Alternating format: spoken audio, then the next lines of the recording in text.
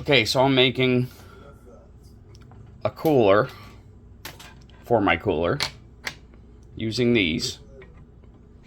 These Peltier devices are hot on one side, cold on the other. That's why I marked C on this side, because 12 volts on this side and negative to here is cold here and hot on the other side. So I ran it on my milling machine, and you could see how I milled it on my milling machine, but you can't feel it. It's actually relatively smooth. If I could feel the tooling, I would sand that down so it's completely smooth like this, but you can't feel anything there, so not too concerned. But this is the hot side, and I 3D printed a fan mount that I'm going to use, and I'm going to actually use Smooth-On's Rebound 25, and I'm going to create a mold of this, and then I'm going to cast it with Smooth-On's Smooth Cast 325 liquid plastic. And then afterwards, I'm going to cut out the holes for the fan. I'm using two 80mm fans. And then this is going to sit like this. So half of the fan is actually going to blow across the heatsink.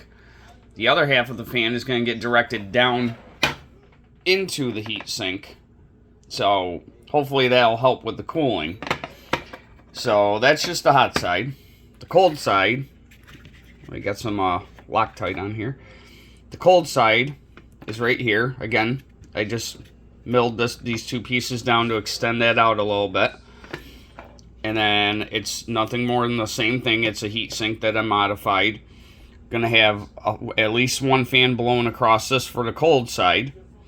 And to use this in this kind of configuration, what I'm gonna do is, when I make the mount to go into the cooler, I'm gonna have bolts for each side here. And I've got springs that I'm gonna actually use to apply the tension, so as I tighten the bolt, the spring sucks the heat sinks into the TEC. So I'm hoping this works.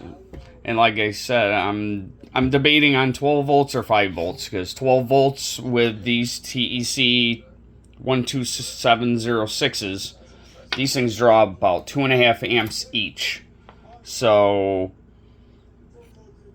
if I use two of them, that's 5 amps.